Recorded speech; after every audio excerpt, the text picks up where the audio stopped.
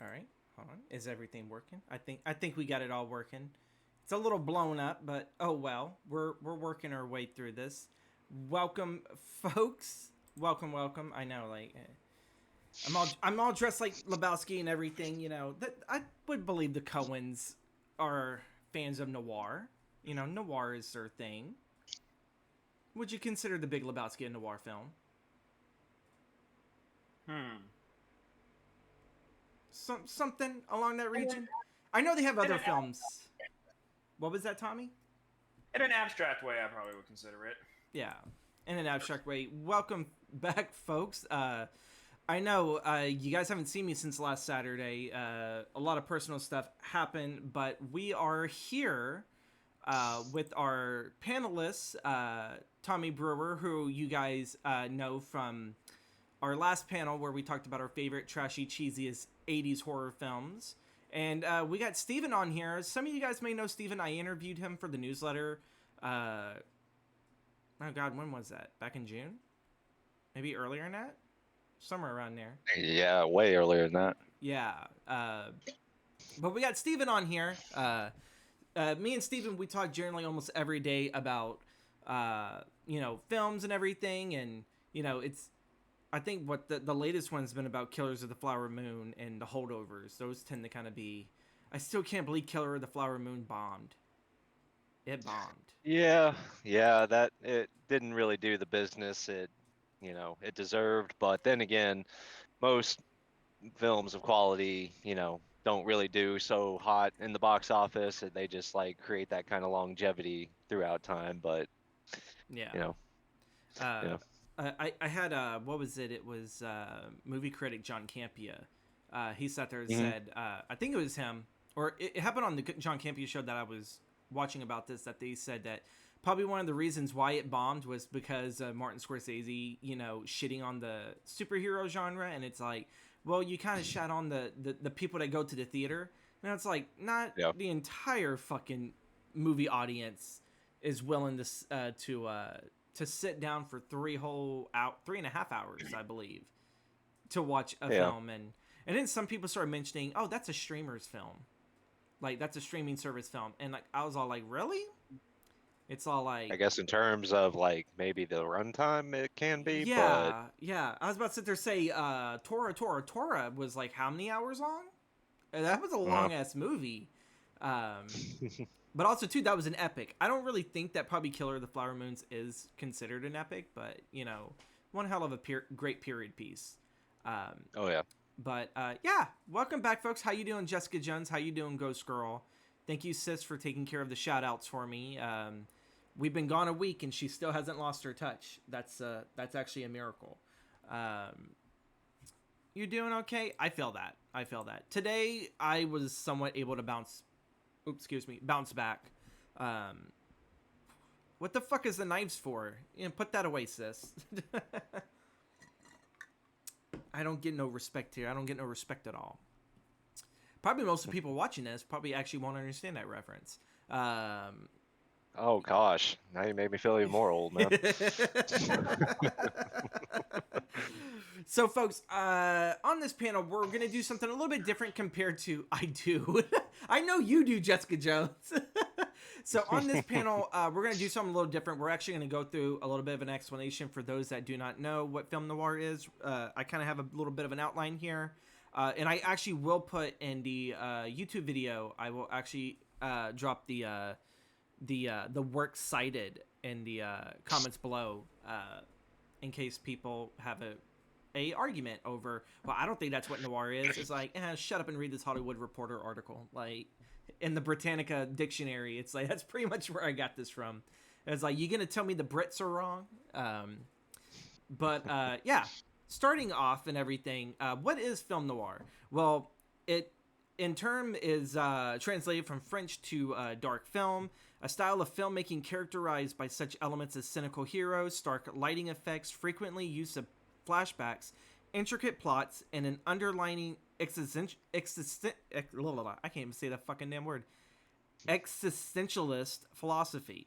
The genre was prevalent mostly in America crime dramas of the post-World War II era, That is kind of a definition for Britannica. Let's get the movie talk beginning. Right, we're jumping right on in because me and Tommy want to watch War Games and everything. It's War Games tonight, so we want to see people get their faces like just grinded into the cage. That's pretty much it. Oh wait, War Games, as in Not the Matthew WWE. Broderick film. Not the Matthew Broderick film. So there is a wrestling match called War Games from like the 80s and throughout the 90s, and yeah, it's a super cage match. It's pretty much what it is. I know. I was trying to open for more old jokes there, but I guess I failed. Sorry. And every, Um, believe it or not, I've said that around some old wrestling fans that also know the movie. And so every time that I say it and they look at my age, they're like, which ones are we talking about? And it's all like, not the Broadwick film. And they're like, oh, okay. It's like, I know that movie. That's a good movie. Yeah. So continuing on with our film noir talk, the coin term film noir was usually credited to the French critic and screenwriter Nino Frank, who in 1946 derived it from the black crime fiction of Marcel... I'm going to butcher this fucking name because I'm not French.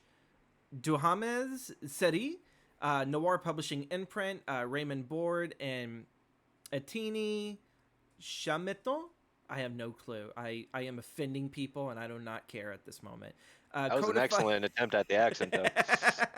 Codified the term in their pioneering study, A Panorama of American Film Noir, published in 1955. This is from the film noir's early days, how studios resisted, then embraced the genre.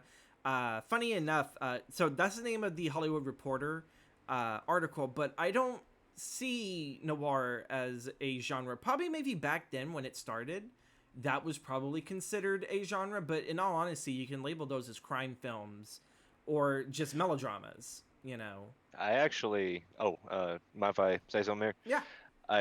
I actually was, when I was watching, like, because I was doing a little bit of more research on it, because I honestly, I mean, this was, I thought it was a genre at first, but I was actually listening to this film historian the other day, and he described it as, yeah, it's not really much of a genre, it's more of like a style, and you could like apply like all these things onto what, like, kind of like what you said, like a crime drama kind of thing. And I don't know, I kind of like really kind of detoured my perception of this whole thing, because yeah, I always thought it was like kind of like a genre, and kind of like went to that stereotypical like, yeah, she, or kind of like those old school ones back in the day.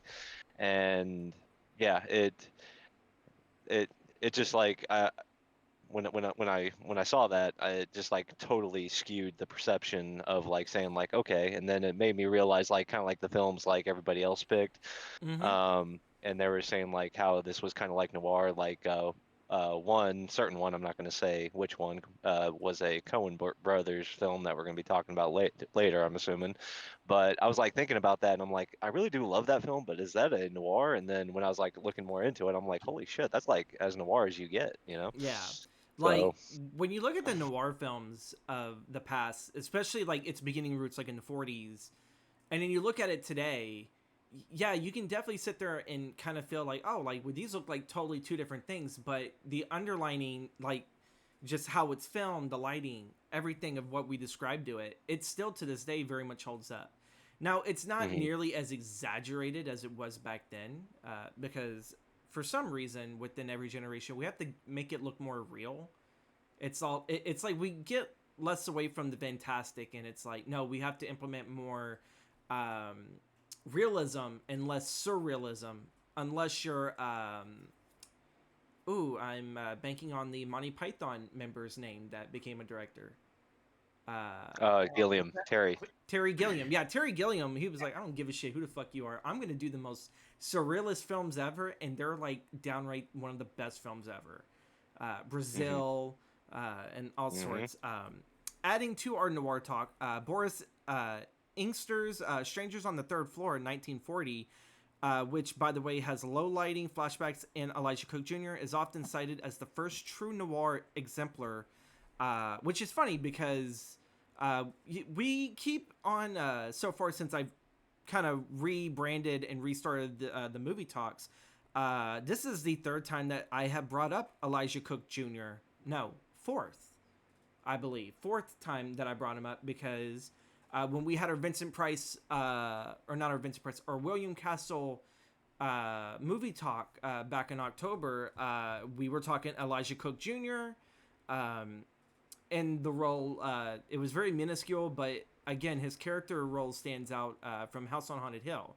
He was just that weirdo that is like, there are people that have died in my house, and you know, everything is haunted, and we need to get out of here, or you're going to be next. And it's like, oh my god, it's like he plays it with such wide eyes of like someone as super manic. And then we picked up with him later with the 79 adaptation, and Steven fell out of the car. The 79 adaptation. I'm here. The 79 adaptation of Salem's Lot. He played Weasel in there, along with an amalgamation of other characters. And then earlier this month, when we covered the Maltese Falcon, he was one of the characters in that for some reason, like Peter Lorre, he tried to one-up Humphrey Bogart, and Bogey just smacks the shit out of him. It's one of the best, like, he's almost like the Dick Miller of his era, where everyone just smacks him around and, you know, kind of treats him so poorly, and you just feel very terrible for the guy. It's like, when's he ever going to get his comeuppance? But yeah, these last two little note pieces to kind of get us all set up for noir, that can be found on the Hollywood Reporter article, Film Noir's Early Days, How Studios Resisted, Then Embraced the Genre. Again, it's not really a genre, it's a film style. You can see it in, well, more today with, I just forgot his name. He did The Killer. And we covered that last week. David Fincher. David Fincher, thank you so much. You're going to be my extra brain today when it comes to directors. But yeah, David Fincher, like, that man, as much as, because you guys know I love the German Expressionism, as much as Tim Burton has taken that style and movement and turned it into his directing style, David Fincher's fucking ran with this for years. He's been going since the 90s with this, and he doesn't stop because he gets better with it as you kind of follow through. And I kind of look at The Killer as like a parody of noir, because Yep. I'm sorry, but quoting Popeye the Sailor Man in such a serious tone that threw me off so much, and I was like, wait, what the fuck did he say? And it's like, did he just say I am what I am? And it's like, Jesus Christ. So we're gonna move on to our first film. I decided in this order to kind of keep things fluid, that my first movie goes first, and then we'll go to Tommy, then go to Steven, and then back to me, and we'll go around once we have our two films discussed. So our first one is M, 1931, directed by Fritz Lang, and co-penned by both him and his wife at the time, Thea von Harbo, and starred Peter Lorre. Really, I can't think of any other actor out here that's like super big name that went on to have a full career. Peter pretty much carried this film with his performance. And a little bit about the film, it's the synopsis from IMDb is, when the police in German city are unable to catch a child murderer, other criminals join the manhunt. And yeah, it's a very, I don't want to say funny film. There's nothing funny about a child murderer, but the movie in itself has criminals looking for a criminal. You have like these bootleggers, because it's kind of right around the Prohibition era, and even Germany was kind of going through it. So you had like these little, I don't want to call them wet halls. That sounds dirty. What's the proper term for where the bootleggers sold their product? Speakeasy. Speakeasies. There you go. Wet rooms definitely sound dirtier. A speakeasy. That, you know, you have like all these cops like busting them, but what's funny is they're all like, well, you know what, while all of us people are just trying to have a good time, you cops are out there and not even trying to sit there and bust the real criminal out there, which is this child murderer, who is played by Peter Lorre. Yeah, the camera, the audio, because again, this is like not too long. This is 1931, so this is about 5 years into the talkies, and Fritz is just exploring how you can use audio in different ways. There's audio you hear that's going to lead into the next scene, but you hear it presently. So the man experimented a lot with this new form of technology in film, and you guys have heard it from me from my discussions about him and F.W. Murnau and our German Expressionism talks. The guy was just a genius. I don't think no one can really hold a candle to a lot of what Fritz Lang brought to us, because he is the godfather of noir films. M is one of the earlier ones that I can think of, even though the article says Stranger on the Third Floor was kind of considered the quintessential, like, I guess, first noir film, at least for the Americas. Fritz Lang had that man beat by 9 years. And again, it's a tad bit long for people who aren't used to these kind of films, but I guarantee you the payoff is so well done with how they capture the killer, and then the end scene where the actual criminals that are bootleggers and thieves and whatnot, they're actually holding a court of their own in a speakeasy, and you have the mothers there that have lost their children, and you really do have a question that still has no answer of, do we put a man to death for something that he physically cannot control? Because the child killer played by Peter Lorre, he struggles with it. Like, he kind of knows when he's getting ready to kill, but the moment that he tries to fight it, he blacks out and he has no memory whatsoever of the murders. But he does know that he has committed these crimes. And throughout the films, whenever he's looking for, like, the wanted, missing child or child murdered, whatever, people are trying to find the bodies of these children. And to sit there and to know that this character knows that he has committed a crime, but cannot really outright state, well, I don't know really what I did to them. It's like I passed out. And going back to the question, it really does ask, can we actually prosecute someone that cannot control themselves, that is so mentally out of it? Like, is that actually the right, like, do we prosecute them, or do we just send them straight to death row? Even when it comes to a death of a child or a death of anyone, like what do we really do? Like, because it sit there and it seemed, even for Germany and just the times for the 30s, it's throwing them in a nut house, and trying to get them ready to face society again and cure them of their afflictions. It doesn't sit there and seem to have a long-lasting thing that either they do it again and then they get caught and they get thrown through the system. So, it mirrors a lot of what we go through with not just really what happens with people with mental disorders, but just crime all in general. Like, someone could actually just commit a murder, and the way how our court systems are, it's, oh yeah, they may serve a few years in jail and then they'll be out and everything. And so it's like, well, what do we do? Because especially if they're just going to come out and kill again and go back in, what do we do? Like, how do we really handle this? And we haven't really found an answer for that. With that said, outside of the camera, the clever twist turns in this film, I just gotta sit there and say, M is just one of those films you have to go in and you have to trust the director and knowing what he's doing. I mean, like, if you've made it so far in my talks about Fritz Lang, I'm pretty sure you will trust him. This is the man that made Metropolis and originally wanted to make this movie 4 hours long. Like, he did shoot the film for it. It was supposed to be originally a 4-hour-long epic. But, yeah, I think that's all that I could sit there and really say about M. You can watch it on Plex, which is a free streaming site. That's what I also watch my other film as well. So I'm going to take this over to Tommy for his first pick. Tommy, what you got for us?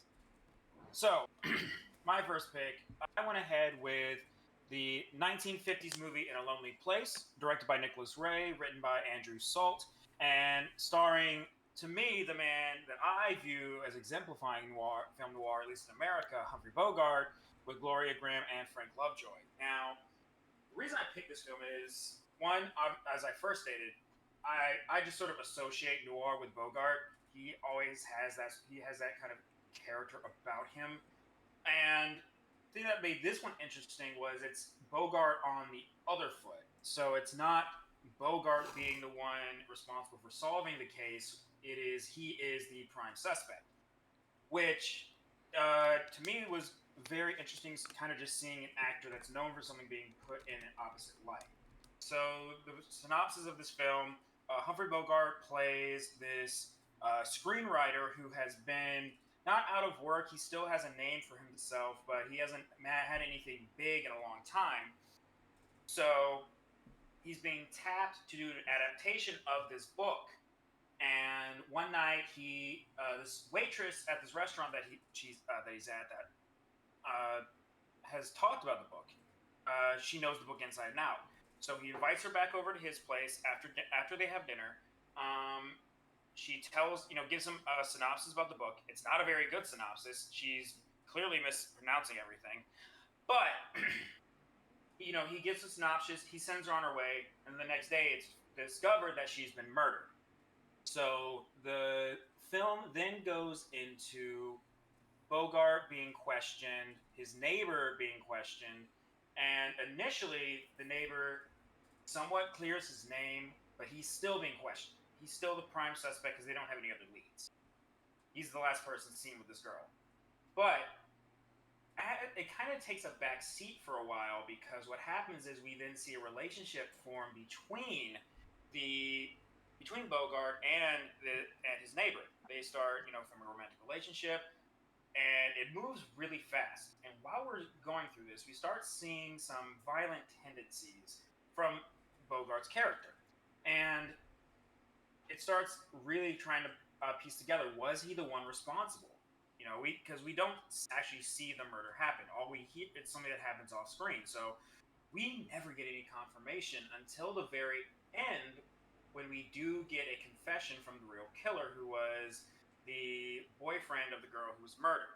But at this point, Bogart has essentially just gone crazy from the stress of having to write this screenplay, having the screenplay being picked at by the producers of the movie, the relationship being tested, and eventually we start seeing more violent tendencies from him. So that starts to get us questioning if that's really what ended up doing it. And that's, to me, was something that I found very interesting, where, we don't normally get a whole lot of leads in this movie.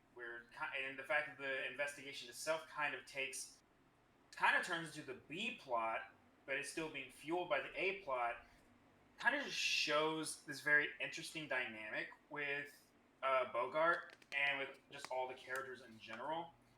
And it really just puts you on edge the entire time, because you're just wondering, did he actually do it? And it leads to, in the climax, the final scene of the film, to me, is very heartbreaking, because we see this scene where, he's at his wit's end at this point. He has proposed to his love interest, but now she's having second thoughts because she's seen how violent he can be. And she's basically all but decided to run away, and he's caught her. And now, in an instant, he starts choking her. But then the phone rings from the detectives, basically saying that his name was cleared. And the final line of the movie is from the love interest that I think is so heartbreaking about this movie, which is this. My brain skipped there for a second. But if you had told us yesterday this would have meant the world, now it means nothing. And seeing that at the end of a noir, typical kind of investigation film, because to me, yes, this falls under noir, but it falls more under a different. It falls under noir in the scope of the other side, because normally, we're always following the detectives, we're following the case, we're following what is this inciting incident. But now we're sort of seeing the other end: who are the people affected by all this. And I think that's a very interesting way to look at film noir. Well, I could definitely sit there and say that Humphrey Bogart just sounds like every screenwriter I've ever met. It's like when we get frustrated with source material, it's like, but yeah, it's funny because the way how you tell me about the ending, it feels so like noir, because it kind of gave me a little bit of Chinatown's feel. It's like that, we finally came to this clash, and there's no real blow off. It's more of the, it is what it is, kid. you know, and it's like, Mhm. ouch. So like when telling about that, I'm still gonna check this out because this seems like it's the other end of like um, Sunset Boulevard. You know, it kind of Yeah. almost feels like he's the Norma Desmond role. And in the way you were kind of describing it, I was like, ooh, please tell me this is like Jekyll and Hyde. It's like, what if he actually does have a murderous tendencies? It's like, I'd love that as a noir film and Humphrey Bogart. Because there's like another actor I think that could only play that sort of role very, very well. And that's the guy who played uh, uh, Norman Bateman.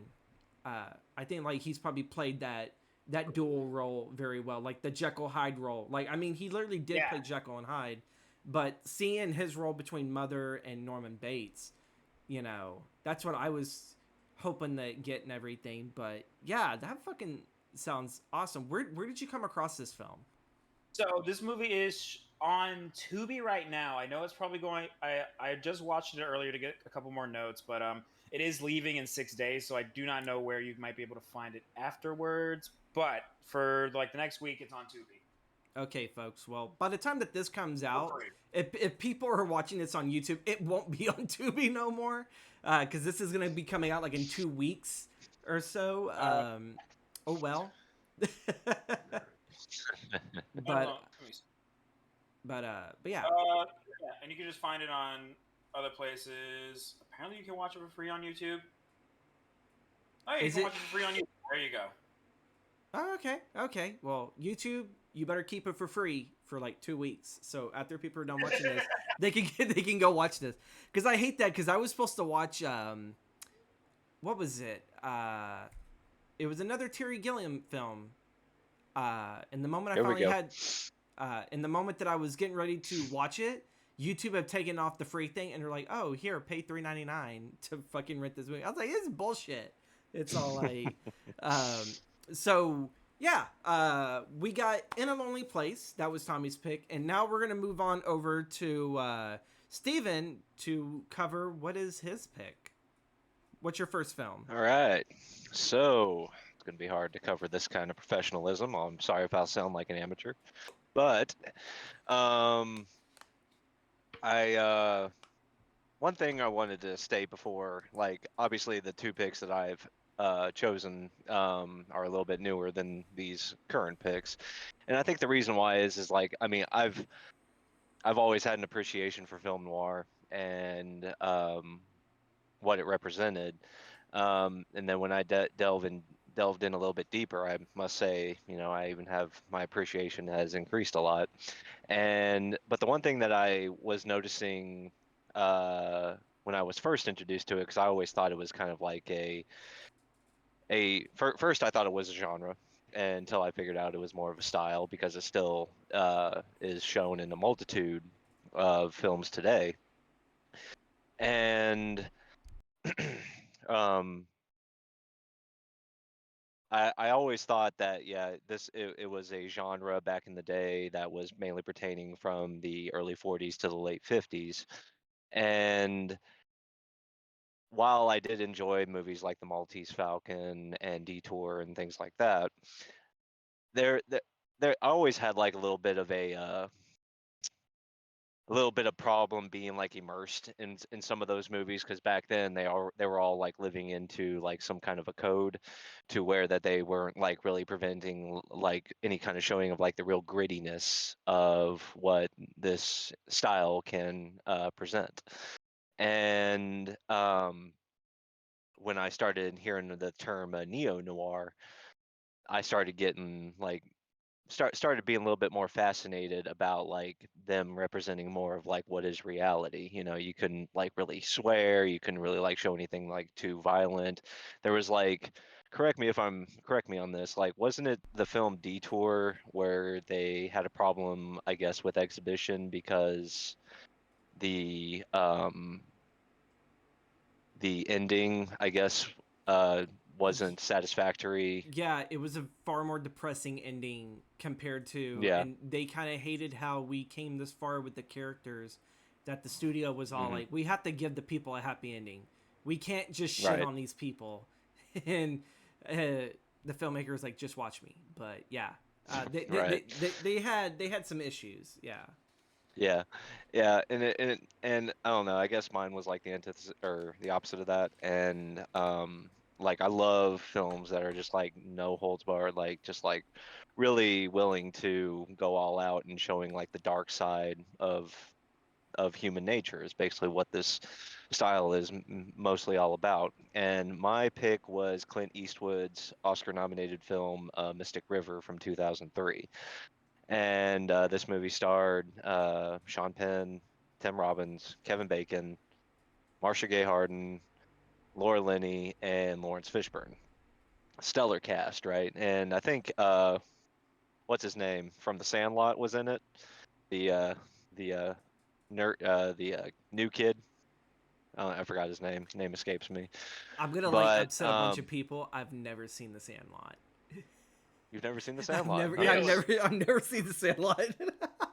Nice. Oh, But that. Oh, definitely. I've seen Bad News Bears though, so that kind of gets me a recovery. I've seen the original one, you know. Right.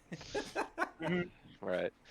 Yeah, but I mean, not to downgrade like the films that was described here. I mean, those are excellent films. I highly recommend them as well.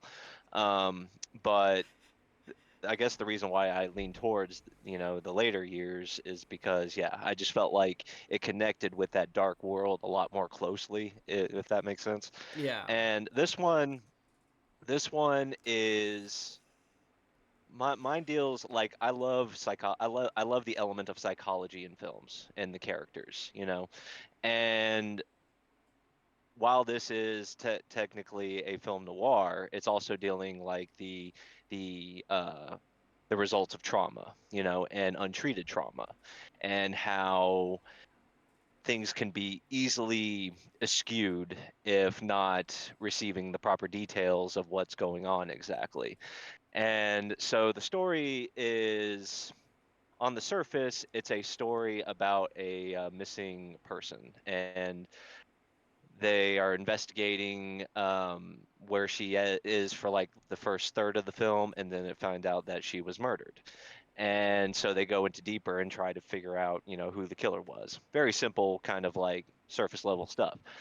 However, um, the person that was killed was the daughter of a ex-convict who was in prison for, I think he said it was 2 years for a robbery. And um, he he was friends with one of the police officers who was assigned, I guess, to the report of figuring out like where the missing person was. And the person who was one of the suspects of the murder was another friend of theirs back in their childhood. And um, at the beginning of the film, you see these three people as kids, and they were just playing, I think it was hockey out in the street one day. And this car comes up, and it's like this, I forgot what he was to society, but there was like this old man. He told one of them to get into the car. And it was clearly indicated that this dude was a pedophile.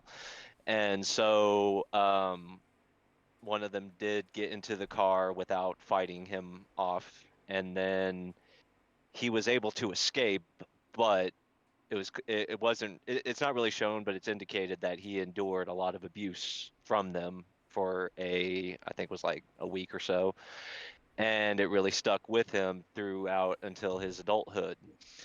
And none of these three friends were really close after, I think it was 30 years later, where the story takes us. And um sorry, I'm kind of going back and forth here. That's what the movie does a And lot of, back and forth. But it's very it engaging. it It's a does. very engaging film. Yeah. And so one thing is that it kind of brings them all, this murder kind of brings the three friends together.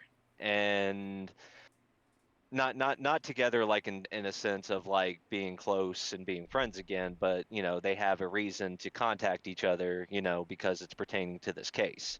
And Tim Robbins plays the kid who, or the adult version of the kid who was taken away, and Sean Penn plays the ex-convict, and Kevin Bacon plays the police officer who's assigned to it. And there is a bit of a family connection between Sean Penn's character and Tim Robbins' character, because I think it was what was it? I think it was Sean Penn married Tim Robbins' cousin or something, or maybe it It's was the been a other way while since around. I've seen this movie, but Yeah, yeah. yeah. But anyway, so that's how they kind of like connect, or that's how they kind of like reconnect a little bit after they found out the death of Sean Penn's daughter. And there's an excellent scene where Sean Penn and Tim Robbins are sitting on a balcony, and Tim Robbins is just like listening to Sean Penn like vent out his frustrations that his daughter has been killed, and he's wondering why this, why now, and um, it's it kind of creates like this little revival of them being close again. However, uh, prior to the actual murder, it turns out Tim Robbins' character was uh, at at the establishment where Sean Penn's daughter was last seen, and so they're kind of like wondering, like, could he possibly be involved because he wasn't relaying the information that he he encountered her prior, and it's just overall, it's a movie about how we want to believe a narrative that helps uh helps out our, or makes our trauma a little bit less severe, if you will, because Sean Penn is going through this whole ordeal about losing his daughter, and it's bringing up like his past again, where he's having like his guys, his friends who are still in the criminal syndicate, and he's asking them to like do certain research into figuring out stuff that the police won't tell him. And the outcome, are we allowed to do spoilers? I mean, yeah, we've already gone through the Yeah. stories, so yeah. Okay. Well, yeah, I mean, all right, sorry. But the outcome is that Tim Robbins gets murdered by Sean Penn because Sean Penn keeps on hearing these things that indicate that maybe he is the killer of his daughter, but he really wasn't. He was just really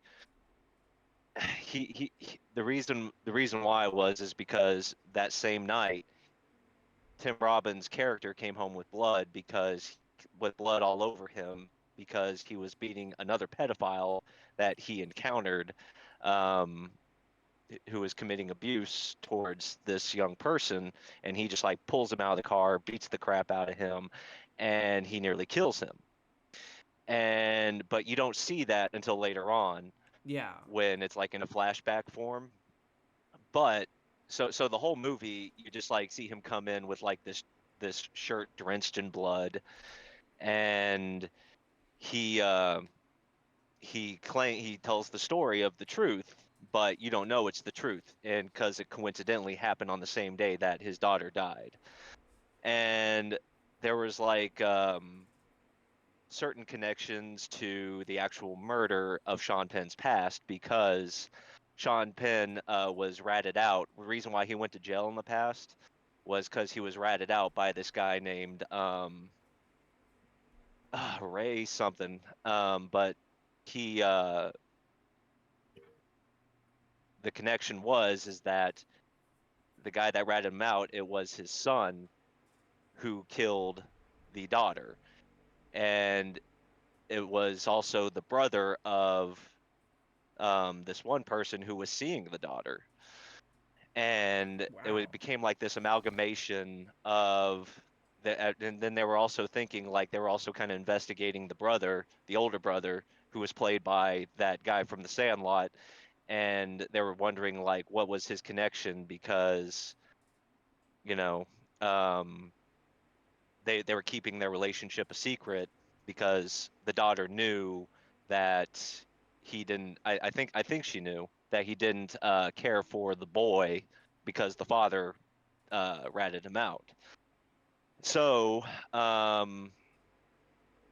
what happened was is that what turned out was just a simple occurrence that I think happened coincidentally was that the actual killer, the youngest brother, was just playing with a gun with his friends, and they were outside, and I guess it went off and just like hit the daughter, and she was trying to escape and I guess seek medical attention and report it, but they wanted to keep her quiet. And so what they did was they caught up with her and then they started beating her with like a hockey stick out of fear. And it was just something that was just like really kind of coincidental like that, but everybody was trying to make it this connection about something else that they were trying to endure. Sean Penn Yeah. thought it was Tim Robbins because he wanted it to be him because it was going to make sense. It would make sense to endure like all this thing because at first he went before it was revealed that Tim Robbins may have been a suspect. He was going to this guy, and he was like saying like he was just like venting out his frustrations. He just so wanted to know what happened and everything. And then all of a sudden a glimmer, a glimmer appears, and it happens to be him. Yeah. And everything just kind of like accidentally just kind of like meshed together. And Tim Robbins tried to keep silent because what his involvement was when he was trying to beat that pedophile. He was just worried that he might have killed him and it might have like reached the papers and things like that. And he had to go through this whole ordeal or whatever, which in hindsight doesn't really make any sense because if you're beating a pedophile and trying to save a kid, I think you'd be okay. But um, yeah, it's just a good allegory about how sometimes when we endure trauma, that we are willing to do anything to help our struggle, our inner demons make sense, you know? Hmm. And how like the littlest thing, like something that is seemingly there, and how sometimes the details can add up, can benefit from that narrative, but you know, Going through sometimes the the little. ending, how like when you talked about how like it was the brother and the boyfriend that actually shot Hmm. and everything. Yeah, Like all I can think of was have you seen the Nicolas Cage movie Rage? I have not. Well, essentially, the whole big twist ending on that was he was a retired, I think, mob hitman, and he just Hmm. went through and obliterated all of his enemies and old allies. Like he went after every one of them because his daughter was like found killed, I think, in their backyard. Uh, Right. and all what it really was towards the end after he has killed all of his enemies, and I think the police were already on his ass. He Hmm. ends up learning from one of the friends of his daughter that he went and he confessed to him saying it was an accident. We were playing around with a gun and it went off and it shot her and everything. And so they Hmm. did everything to like hide her body and everything. And so Nicolas Cage is like, huh, all this bloodshed I just pulled, and it was all from a fucking accident. So I wondered if the Yeah. screenwriter of that was all like, I saw a Mystic River. It's like, let's do something different with that ending. And it's like, now that you bring it to mind, it was like, oh God, now I don't think I enjoy Rage anymore. Right, It just right. ruined that movie for me. For once, there's a Nick Cage movie I don't like now. Oh And no. oh, I'm sorry, were you still continuing? No, no, no, you're good. You're good. You're good. Okay. But and one thing is like when it's revealed that Tim Robbins didn't kill the daughter, but Sean Penn ends up killing him anyway and throwing him into the river, which is the same kind of death that he uh, he he did to the person that ratted him out.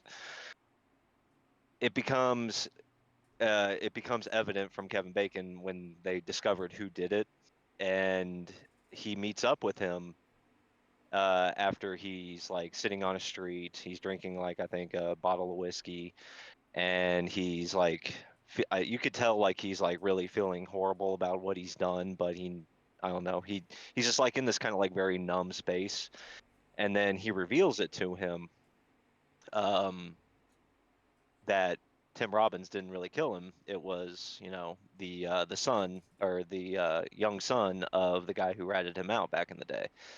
Hmm.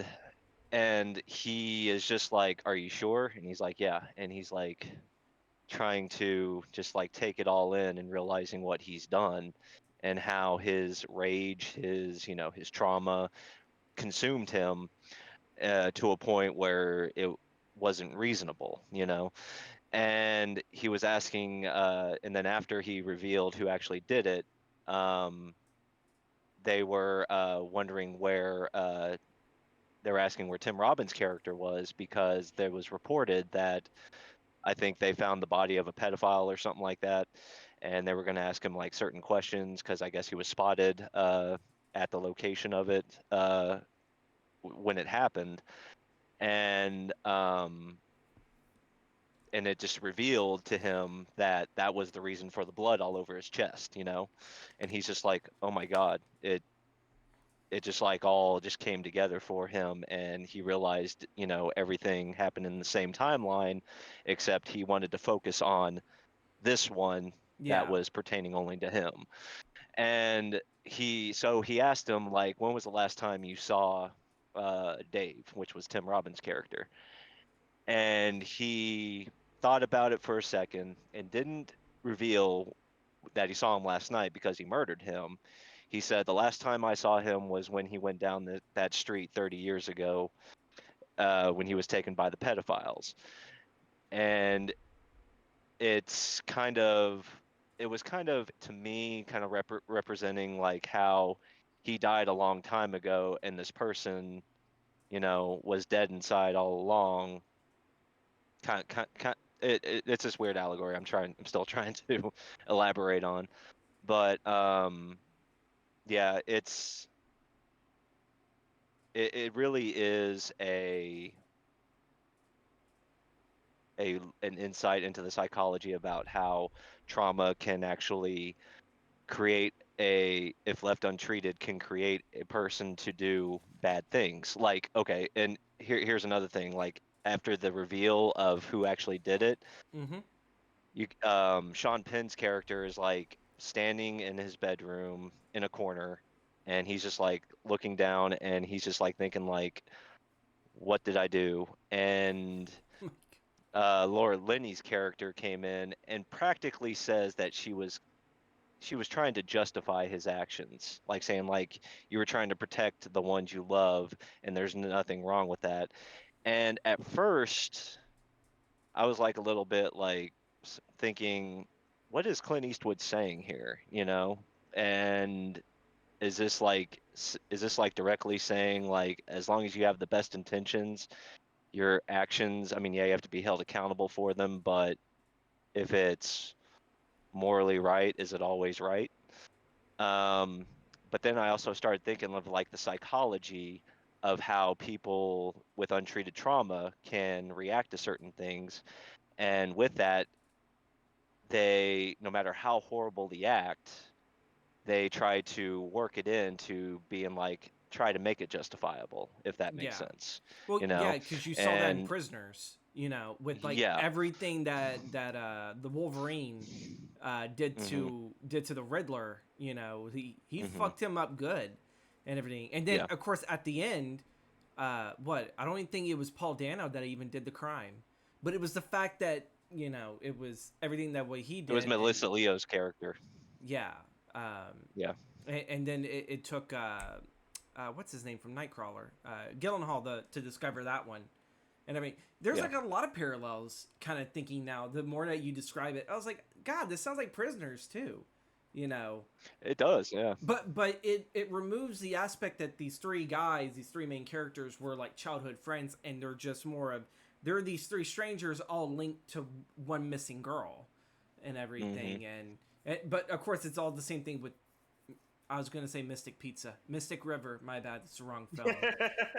That's a totally different film. I don't think that's noir. But yeah, now it kind of makes me... I have to go back and look at Prisoners and see if that's who all directed that and who all worked on that in case if they've ever worked on any noir stuff. Because, God, that... Oh, Prisoners? Yeah. Prisoners was Denis Villeneuve who made Dune. Yeah. And, yeah. Yeah. It already goes to show you it's an amazing film because of the director and everything. Well, I don't know. Yeah. I think David Lynch is amazing, but I don't think his Dune was all that good. But but any last minute wrap up thoughts for it before we move on? We're gonna be going a little overtime today here, folks. A little bit overtime. Sorry about that. Yeah, I know fine. I was a little bit back and forth on that you're one. Good. You're no, good. but looking at Mystic River, God damn it.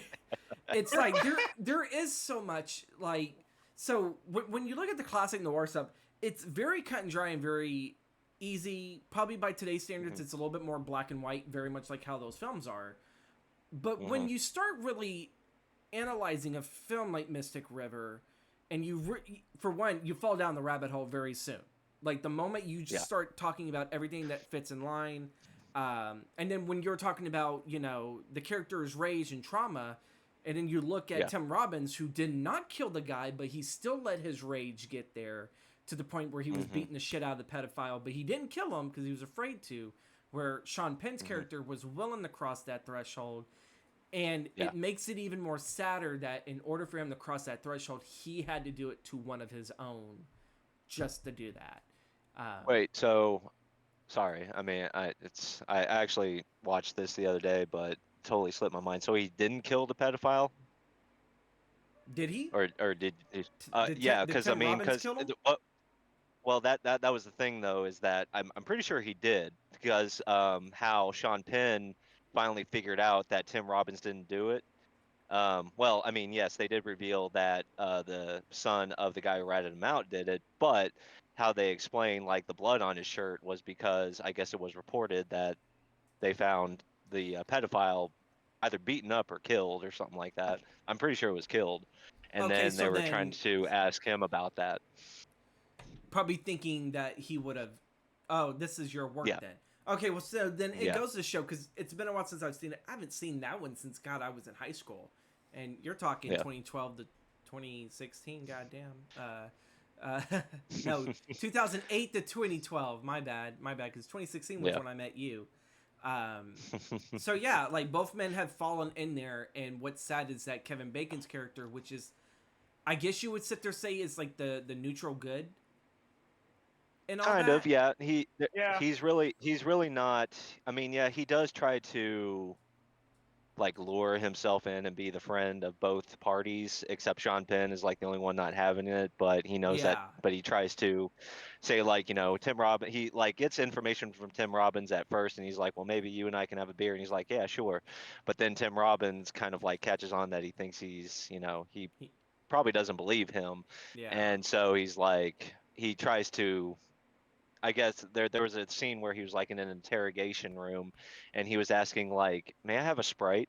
And then he's like, sure. And then he's like, he basically catches him doing good cop, bad cop. And he says, oh, is that how it's going to be? Can I also get this and that? And Kevin Bacon's like, I'm not going to be your bitch, Dave. And it kind of like turns to where they'd be like, okay, this is how it's going to be right here. And then Tim Robbins like, yeah, but you're somebody's bitch, aren't you, Sean? And then it became like this confirmation of like, okay, this is where we're at in this relationship now. So, oh my God, you gotta love the dialogue in it. They don't really make films like this much anymore. You'll find it with David Lynch and probably maybe with Prisoners, but I mean just the almost in a sense, it's almost like a camaraderie. Hi, Paul. I just wanna jump in and be a bystander. Oh my god. As she digs through the sea of boxes and everything. But says hi. Says hi, Paul. I heard him knocking. Who's at the door? Okay, I guess no one's at the door. But yeah. So we're gonna move on, and we're gonna try to keep them maybe a little bit more shorter this time. So my next film. We'll see when we get to Fargo, because I feel like we're all gonna have a lot to say about that one. Oh yeah. Believe it or not, I yeah. was trying to watch that one last night, but I was so damn tired, and I was like, "There's no way in hell I could sit there and I can focus on Fargo." I know the story, but so I'm actually gonna keep this week mostly because I don't want to spoil this movie for you guys. But it's a wonderful spectacle, and it's a little piece of the 40s that it doesn't really get talked a whole lot. It's probably looked at more of an artsy film, but The Spiral Staircase, this is the 1946 version by, and again, I'm going to butcher this Frenchman's last name because I suck at French. Funny, I love Poe. You figured I should know some French. I know je ne sais quoi. That's about it. I'm pretty sure I said that wrong too. Robert Sidmack directed this with Mel Dinelli as screenplay, and it starred Dorothy McGuire, and really probably her only popular role, George Brent and Ethel Barrymore, yes, of the famous Barrymore family. This is, I believe, Drew Barrymore's great aunt and everything, because this is John Barrymore's sister and everything.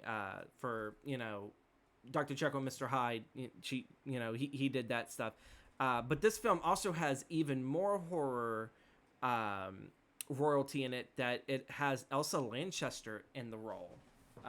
She plays kind of like the boarding house mother. It's a very small role, but her role definitely makes a big case towards the end. But The Spiral Staircase is essentially about this serial killer that's going around killing women that have some form of like they're either like deaf or they're mute. They have some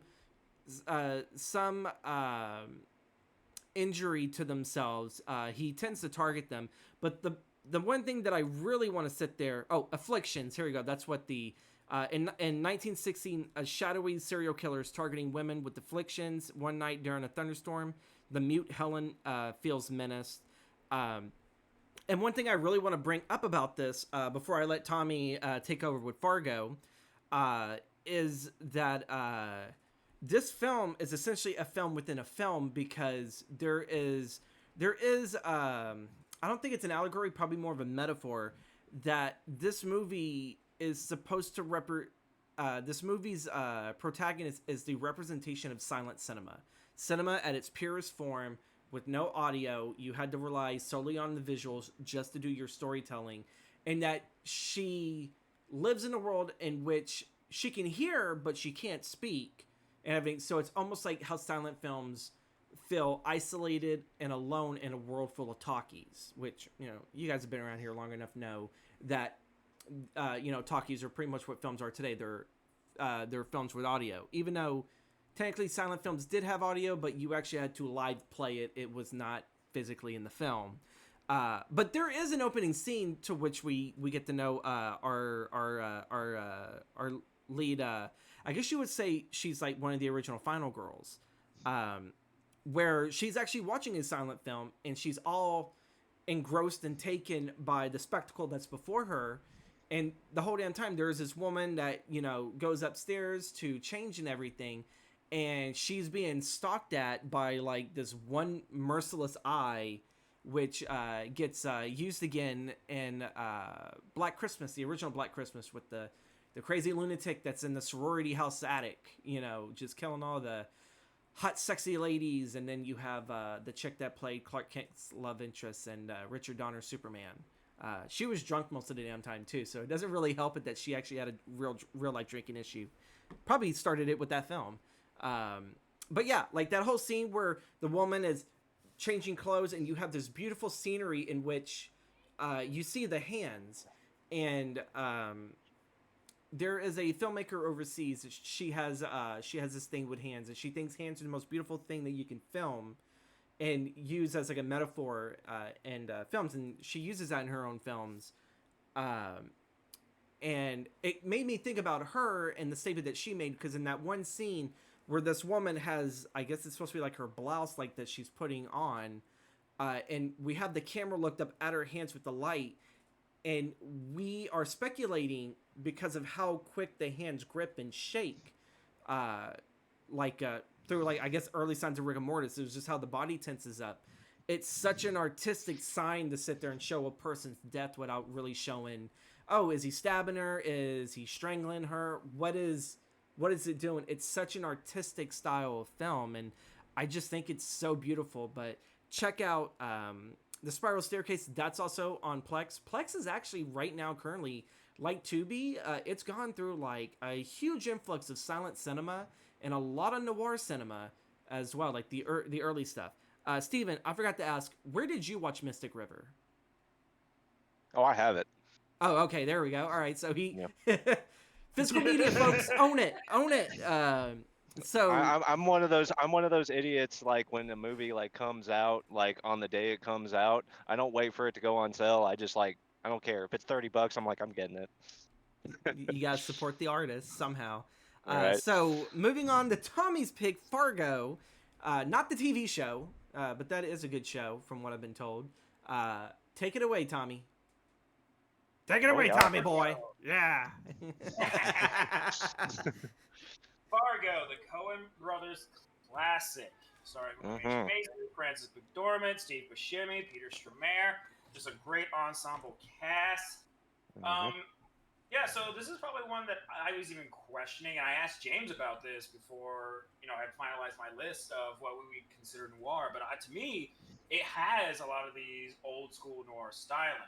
We got this, not exactly mystery because we all know what's going on, but there's a lot of the dramatic irony with that of what we traditionally would expect from a noir film. So we got the police going through, trying to solve this case. They're trying to find whatever leads they can, stemming from good old William H. Macy's character Jerry Lundegaard trying to just scam his way into a real estate opportunity, and everything just falls apart. I think what really attracted me to this film is just the Coen brothers' great use of black comedy in this movie. We have this just tragedy upon tragedy of all these people dying needlessly over money, and the entire time everyone sticks to character with these Midwestern accents, which I'm not trying to offend anyone from up there, make fun of those accents, but it's so bizarre hearing the polite way that everyone is talking when you're dealing with such absurd, over-the-top deaths. And to me, that was just like the driving force of my enjoyment of this movie. It's, especially when you see just all the side civilian characters just talking about it, or the running gag of all these witnesses trying to describe Steve Buscemi's character. Oh, what he looked like? Oh, he was funny looking. Funny looking how? Oh, that's funny looking. Don't really know how to describe him.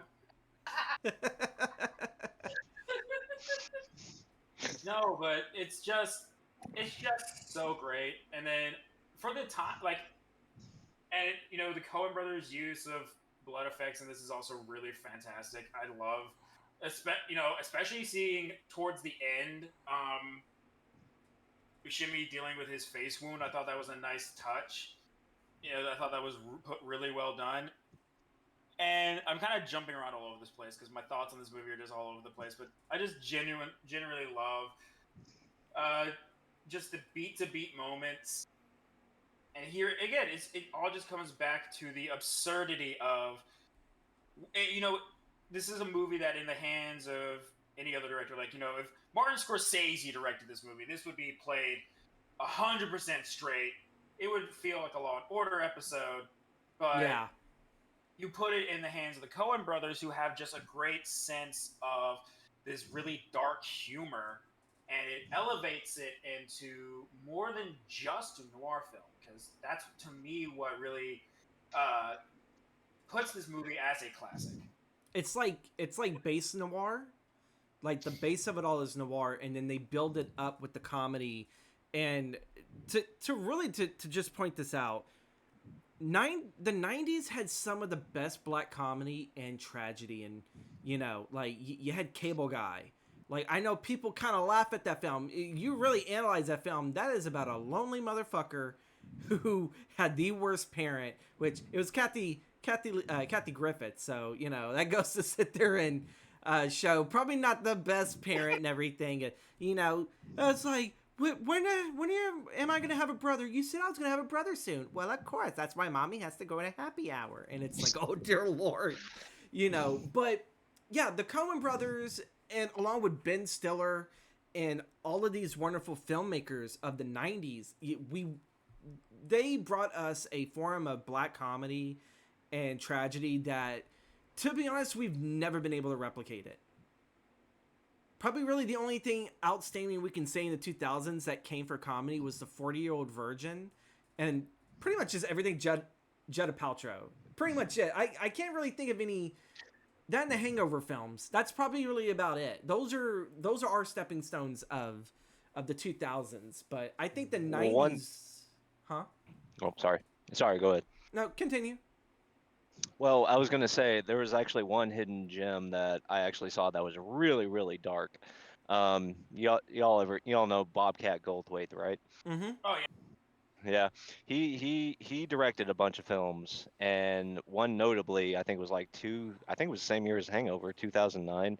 It was called World's Greatest Dad, and it starred Robin Williams. Oh yeah. And you wanna see a very dark comedy.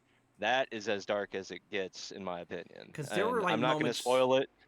Yeah, there were moments where Robin's in there, just how he just dishes it out, and I'm like, oh wow, this is that kind of movie. Yeah. We're not talking Jumanji or what is it? His breakout role, the Alien, from Mork. yeah, Mork. The same Mork and Yeah. Mindy. No, this is probably at the point too where most people probably examine. This is probably where shit got dark for Robin in real life and everything, and that film right there, yeah, But on the Fargo and everything, because we don't want to make this another 2.5 hour panel like we did the horror one. Oh my god. Yeah. Damn it. But yeah, Fargo, like the comedy in that, I still think right next to the scene where Steve Buscemi is like, he's done with that whole mouth wound and everything, and he's bitching at Peter Stormare. He's like, are we clear? And everything. And he goes through this whole rambling, and Peter's just like over there, just fucking minding his own goddamn business. Calm, cool, and collect. And he does the same thing too later on whenever he's putting a body in a wood chipper. And then Frances McDormand comes up, which it's been forever since I've seen this movie, but I want to say that was Buscemi in the wood chipper. That Positive it was Buscemi in the wood chipper. Like, yeah. It was either Buscemi or it was the wife. But No, yeah, it was, yeah. But that whole scene where he is dealing with the wood chipper, which to me, I thought the funniest wood chipper scene in cinema was Tucker and Dale versus Evil. When they're over here, they're just making wood chips. They're working the wood chipper, and then what's his name from Firefly bends over to go grab an extra wood, and there's this teenager that tries to leap in and push him into the wood chipper, misses and goes head first right in. And then from the teenager's perspective, they think that the redneck is shoving their friend through the wood chipper, because through the camera, it looks like as he's trying to pull the guy out, it looks like he's actually trying to push him in, and he's freaking out. And so I used to think that was the best wood chipper scene. No, that Fargo has the best one, because when Frances McDormand approaches him, as he is just like whoo, whoo, whoo, just putting that body through, and she has her gun and everything, and she tells him to freeze, and he just looks at her, and he just runs away, and it's all like, she has her gun drawn, and you're just gonna run for it. Okay, like, it's perfect comedy. It's it's perfect setup and how everything is played. I don't really think no one really overacts in this. That's No. that, Oh no. like it's very. Frances McDormand won the Oscar for that, and William H. Macy was also nominated. And what's sad was Buscemi just completely got shit on. Like, Yeah. like to me, I that, would argue that. I would argue Buscemi was carrying the film for the most part. yeah, but Mhm. like really, when you look at his career after that, only time I really kind of felt like Buscemi was really used well was by the Coens. He had a perfect role in Lebowski. He was done perfect in Fargo. Now, you know, I forget, was Lebowski before or after Fargo? After. yeah, It was after, yeah, that's what I Lebowski thought. was 98, I believe. This is 96 and Yeah. everything. But It was the follow up, and Lebowski, like, I don't know, it didn't get the respect that it deserved like it does today. yeah, But yeah, it kind of like went on this whole shtick because everybody was so in love with Fargo and they were anticipating Lebowski, and yeah. but you know, when you look at Steve Buscemi's career, it kind of just felt like he did Reservoir Dogs, which again, one of the most hilarious arguments about being a color. And then you look, you look. I'm sorry. Pink. When I say that, all I can sit there is like, well, I'm sorry, but when I think of Mr. Pink, I think, you know, someone's calling me Mr. Pussy, and it's like, oh my god. Oh my god. And it's like, it's better than Mr. Brown. It sounds like shit, and it's like, oh Jesus Christ. So, you know, you have that, and then you go to Fargo because Reservoir Dogs was what, 94, 93? It's the early 2000s. 92. Yeah. Yeah. Because Quentin didn't blow up until True Romance in 89 or 88. So, yeah, it was somewhere along that. You have Reservoir Dogs that Buscemi does, then you have Fargo, then you have Big Lebowski. In between there, you got Billy Madison and some of the Adam Sandler stuff he crosses over. And it's like, he had something very much in the 90s, and then it kind of felt like post-90s. It was just more, okay, he's just the punchline now, you know? Like, can you really think of anything post Lebowski 98? When was, you know, Buscemi really showing his acting chops? Oh, what was that show that he was on? Talking about the one with the angels? That was Or I think one season ahead where he played God. it called That one Boardwalk you- Empire? Oh, yeah, Boardwalk okay, yeah, Empire, that's yeah. another good one, yeah. Yeah. Okay, yeah, Yeah. I'll give you that. It seems like, I guess if you want to see a great performance from him, you got to go to television then. Yeah. Right. Boardwalk Empire. I was thinking it's an anthology series, and the first Yeah, season. it's that one he does. It's that one he does with Daniel Radcliffe. Yeah, and everything. Because Daniel Radcliffe played like an angel, and Steve Buscemi played God, and Oh, Daniel Miracle Radcliffe is Workers. like, yeah, there you go. Because, Yeah. like, you know, Steve Buscemi's like, I'm just tired of it all. You know what? We're just going to destroy it, and we're going to start from scratch. And it's like, I love his interpretation of God is all like, this is just a nice little project, and it kind of got out of hand. And so I just kind of kept it a little bit longer, and it lasted a lot longer than I thought it would. And, you know, and it's, yeah. When it comes to those performances, I guess television is where you have to go for that. But, you know, what are your thoughts? What's everyone else's thoughts on Fargo? Since this is going to be probably the bigger piece. Oh, no, I mean, Fargo, yeah, it's like an amalgamation of a thing that's like not very easy to pull off. Like I said, black comedy, film noir. You know, the violence is quite graphic for a comedy, and yet it's still, you know, still tastefully done. And like I said, the whole element of Frances McDormand's character, you know, where she's basically the voice of reason, and you know, applying a lot of focus onto a world, if you will, that has lost common sense, basically, and You don't say today. it's yeah, but no, it's definitely one of the best out of the Coen brothers filmography. I'm trying to think. Well, they did. Yeah, they actually did. I was trying to think of like what other comedies that they ever done that was close to it. And there was this one called Burn After Reading, I think it was called, I with remember Brad that Pitt and one. George Clooney. Yeah. Yeah. Yeah. Yeah, that I mean, it wasn't as good, but it was still within the vicinity of what that kind of genre was. And it's kind of like what you said about how anybody else who would do it would make it like straight up like something else or something this. Coen Brothers, for some reason, I mean, yeah, you look at their filmography and it's like very, very kind of, just all over the place. And I mean that in a good way. Like, um, you got like these comedies, dark comedies like Fargo, and you got straight up comedies like Raising Arizona. Um, and then you got like these really kind of like serious ones like No Country for Old Men. And so, yeah, clearly they have a talent for like trying to take on a project that demands certain, exact detail into making it tasteful and making it mesh very well, if you will, for lack of a better term. All right. Tommy. No, like I think Steven hit it on the head. I think that's just something the Coen brothers have a good taste of doing is seeing these kind of tried and true uh, film film tropes or ways of making a film and elevating and combining them in ways that we normally wouldn't think of and using that to elevate the films that they do make. I mean, we could argue, you know, No Country for Old Men could be a candidate for this discussion as well. Yeah. More so a western than a noir, but it kind of has Yeah. elements of both. Um, we got, yeah, Burn After Reading, what I thought was a very funny take on spy films that you don't normally see.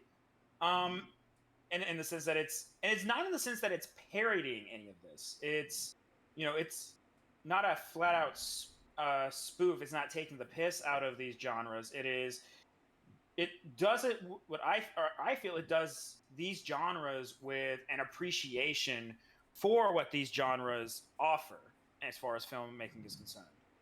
Yeah.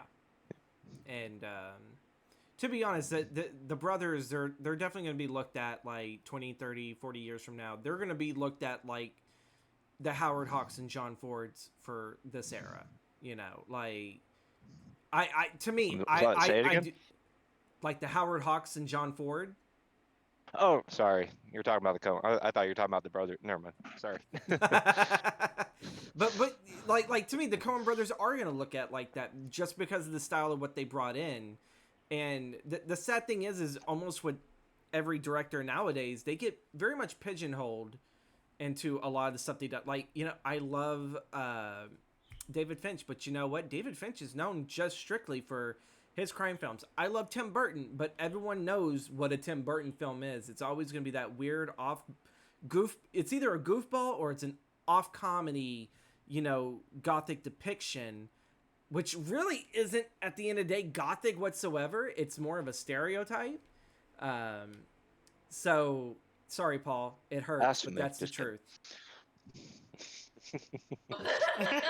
I had no clue because her mouth talked and it didn't pick up any of that audio. Oh no! I guess my mic's not close enough to her. Oh my god.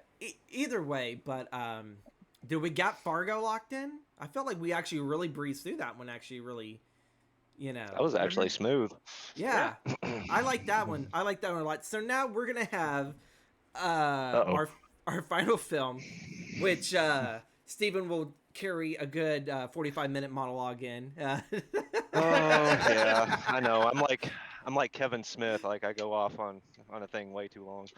You tell me half the damn time. Everyone, even my friends group, they're all like, "James, shut up," and that's like, crap. So yeah. Well, actually, I'll try to skim this and I'll try to do it as chronologically as I can. So, am I good to go? Yes, you're good to go. Okay. All right. So this one is obvious. This one is like another take on. It is kind of like taking more focus on the psychology of it, but it's also kind of like a focus on morality, and it's Ben Affleck's first directorial debut, and it's a movie called Gone Baby Gone. And this was when Ben Affleck was like kind of like away from the spotlight for a little bit because he was making some, you know, Reindeer some Games. choices. Ooh, Reindeer Games is good, sir. I will fight to the death on that But then one. I think at this But no. era, I think he just got done playing George Reeves, and I forgot what film it was. Oh yeah, Hollywoodland. Yeah, that's Yeah, right. He did because I that. think that was This was '06, so this should have been yeah. his This next film. was the year before it. Yeah, and this was kind yeah that movie was like saying like huh. He was actually in a pretty good movie that had a good performance. That wasn't a And Kevin then when Smith Gone film. Baby, right? And then so Gone Baby Gone came about, and it said from director Ben Affleck, and yeah, I don't think he even did like anything at all that year. And so what this movie is, it's set in Boston, and it's another missing person story. So the film opens with a narration that was kind of like suitable for the how film noir is sometimes, where you hear like narration from the main character. Only it's the only uh, narration voiceover that we get from our main character, who's played by Casey Affleck, and he was talking about how the things that we don't choose makes us who we are, and then with that we have to deal with it. And he plays a private investigator. Um, and the film opens with like this whole neighborhood, and like a news van is there, and they're trying to get an interview with this mother, played by Amy Ryan, who was nominated for Best Supporting Actress in this role. And apparently, her character, her daughter, is missing. And later on in the film, um, we find out that the I think it was her aunt. It's played by Amy Madigan. If you don't know her, she played the wife in Field of Dreams with Kevin Costner. And That's been she, forever. yeah, If you and build it, they will come.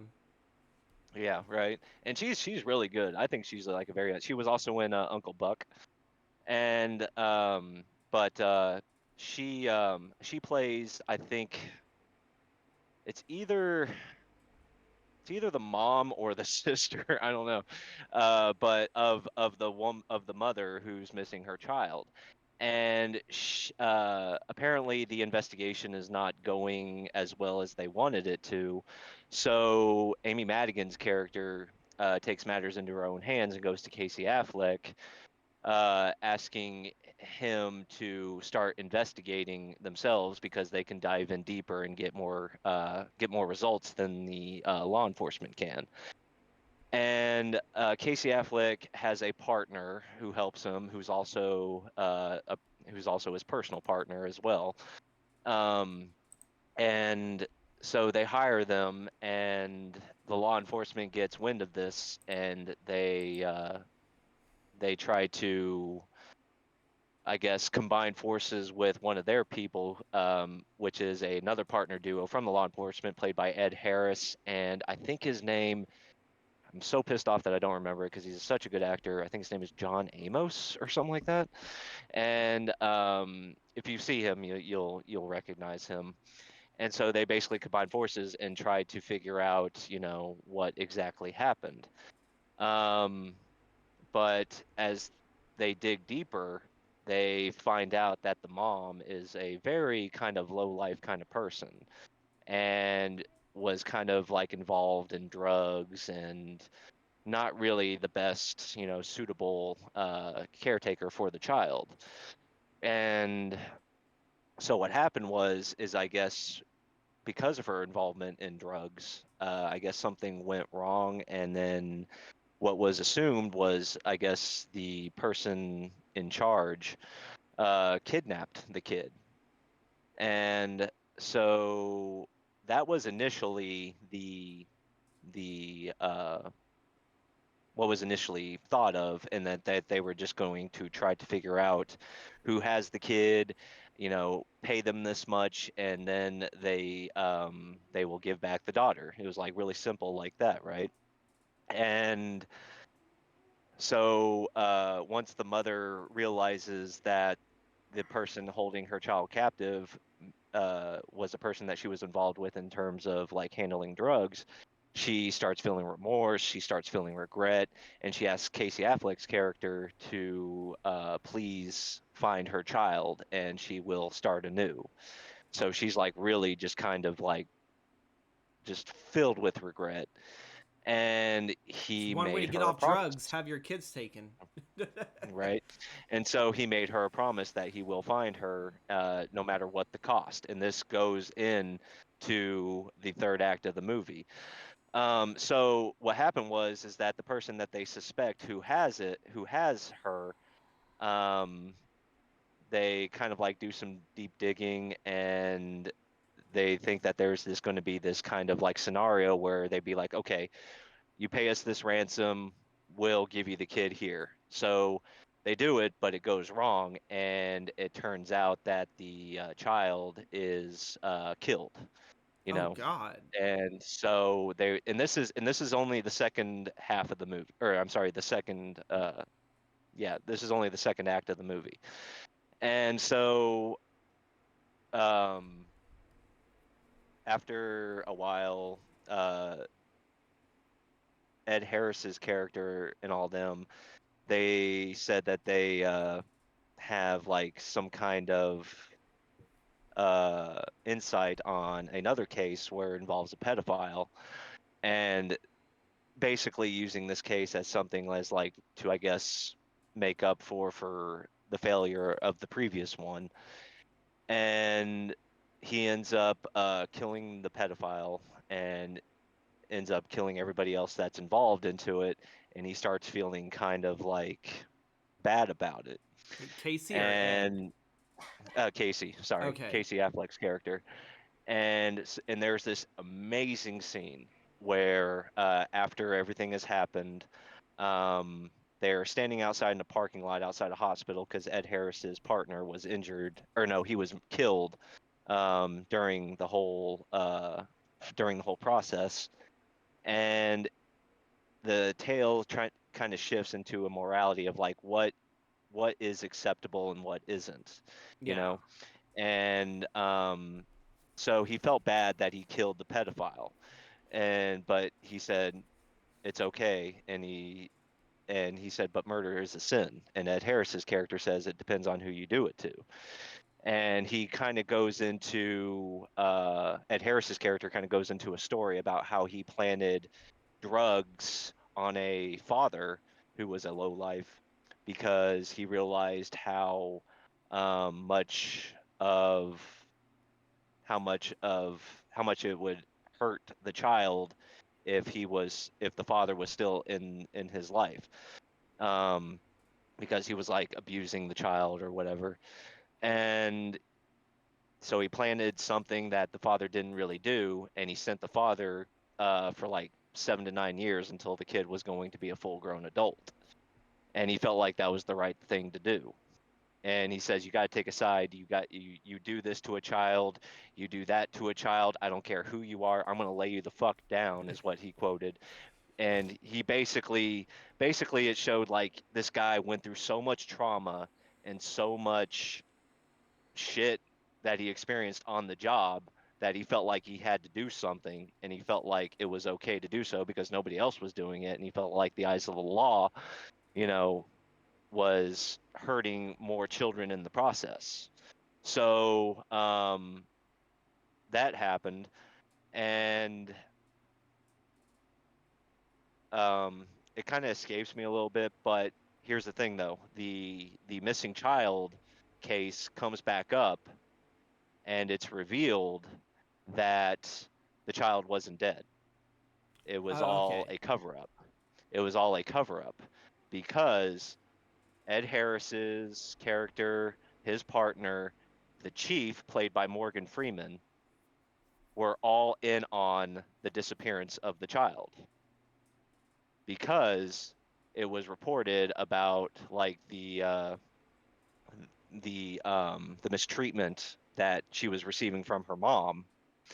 And so they tried to create this thing where Morgan Freeman who played the police chief, and ended up, I think it was like he either retired or he quit or whatever, but he was no longer the police chief. He was going to retire and retire somewhere where there was like no sight, no mind.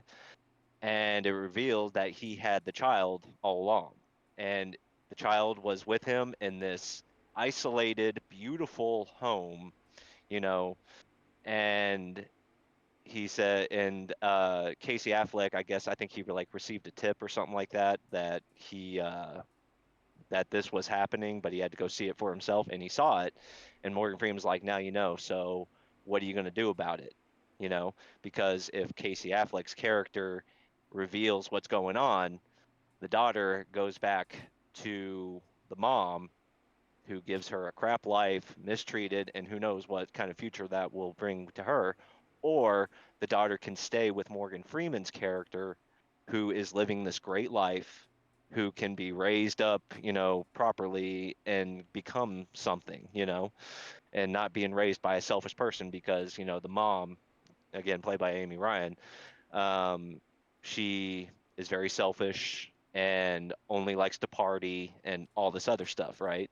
Yeah. And it becomes and so he's kind of like in this kind of like moral gray spot because he promised the mom that he would return his daughter, but the daughter is in a much more better environment than what she was before. And his partner who was with him throughout like all this stuff, she's played by Michelle Moynihan. I don't know if you know who she is. She was like on The she was name on was movies very like familiar. have you ever seen Pixels with Adam Sandler? Yeah. No. She was the love interest, This is played by Oh. her. Yeah. How the hell does Adam Sandler But get all these handsome, freaking like wonderful, beautiful women and everything? But like, right. I've seen his wife too, and she's like a good looker, and it's like, what the fuck? It's like, are people like into peanut shaped head dudes? Like, is that a thing? He's funny. She is hot. Yeah. She is hot. Like, but but so what happened is that she basically says, you know what, we shouldn't tell anybody about this because she's better here, she's happy here. And he's just like, I don't know, I can't do this because I made a promise to someone, and if I leave her here, I'm going to be constantly reminded of, making a promise to someone and not keeping that promise, because she was saying like, why, and one day I'm going to encounter this daughter and she may tell me like, why didn't you save me from these people? Why didn't you do this? Or why didn't you do that? And it was just very hard for him. And then what happens is that he ends up reporting it. And he sorry, give me a second here. He ends up reporting it, and they arrest Morgan Freeman. Ed Harris's character, he was killed earlier on for committing a crime himself, like trying to steal. And there's a whole other thing, but I can go on with that later if we have time. But anyway, they arrest Morgan Freeman, take the child back to her mom, and then everybody is like, the reports, the news are out, they're all saying like, oh, here, how's it feel to get your daughter back? And she goes, oh my God, it's so great, and blah blah blah. And it really is an allegory about how people being portrayed in the media can be the exact opposite in real life, yeah. because they're showing her as like a person who endured such struggle and that she's a hero for overcoming this struggle once receiving her daughter back. But nobody knows that she was on drugs. She, was kind of the causality of her child being kidnapped in the first place. And yeah, there was a complete allegory on that. And the film concludes with Casey Affleck's character, who no longer is with his partner because she left him because she felt that he made the wrong decision and couldn't, look at him the same because of it, Yeah. which is kind of understandable. But so he's back at the mom's uh the mother of the missing child's apartment, and he's just like checking up on them. Nothing's really going on, and she said that she has a date with a person who saw her in the media, and there was nobody there to watch her, and then she just asked, Casey Affleck's character to watch her on the spot, and it really does show that she really hasn't evolved as a person at all. Like she had Yeah. one brief period, and then she got back what she wanted, but she didn't really learn from it. And then so the end of the story, he ends up watching the daughter, and when she leaves, he just sits next to the couch next to the daughter and asked her what kind of doll she was playing, or what's the name of the doll she was playing with, and then it just ends with them watching TV together, and then it cuts out, and it kind of shows that he becomes like the guardian. It kind of implies that he becomes the guardian of this kid, and might might just basically become like his. I wouldn't say maybe his consequence for the decision he made in his life, because now Yeah. he has to make sure that this child is going to be okay for the rest of his life. Yeah. So, Because he already so screwed the that's pooch. You yeah, know. pretty Yeah. much. Um. Yeah, and You so that's the whole narrative in a nutshell. you sit there and you see this a lot. Obviously through the occurrence of noir films, is that there's always some. I don't want to say it's a philosophical question, but it is morally based. Most of all these, M was morally based and everything. Fargo. I was gonna sit there saying The Lonely Hearts. No, that's not the fucking movie. In a Lonely Place. In a Lonely Place. Even with Mystic River and Gone Baby Gone, is that one of the key things about noir, and it's the one thing that you can definitely sit there and point at. It's the morality tale. Most of these are all morality tales. What do we do with these certain individuals? I don't always want to sit there and say that they're always seedy characters, but really kind of looking at this, they're almost all seedy characters. I think the only one that really isn't is the main protagonist in Fargo and the Spiral Staircase. But mostly, almost everyone's seedy. Someone in some form of a case is either a terrible mother, a child killer. You used to work for like I don't want to sit there and say the mob, but you worked for some nasty people and you know some nasty things of how to get rid of a body. And yeah, like I think that's I think these were actually really perfect films for all of us to really point out of the flexibility of the style, the style of storytelling and everything. And I want to sit there. I want to thank you guys so damn much, because I know this was last minute and everything, and we're gonna have to cut it short here because we're wrapping up in an hour and 40 minutes and everything. But again, this was fantastic. It makes me want to rewatch Fargo. It makes me want to go see Gone Baby Gone, because I have a feeling I think I've seen another movie that's like that. It's always a reuse. It's a reused tool for storytelling. With the missing child, to find out that the child's actually off better where she's at. And I really want to know where the hell I got that. Maybe I have seen Gone Baby Gone and my brain's just not clicking to it. But again, these are absolutely wonderful, wonderful films. Hopefully someone's has had a further interest in the noir category, has had an interest in these films, to go. I hate to kind of cut it early, because we all know Tommy loves to go a whole 2.5 hours of, maybe we'll talk about, what was Paulette's favorite? The Queer Wolf one?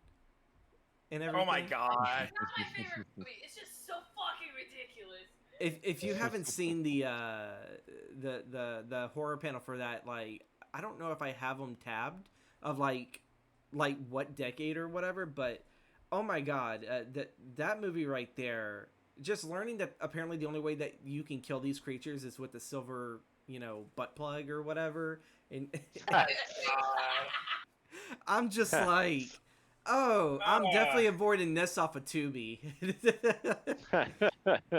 Oh my god! But thank you, Tommy. Thank you, Steven, for help. Thank you, Paul, for dropping in as our late special guest and everything.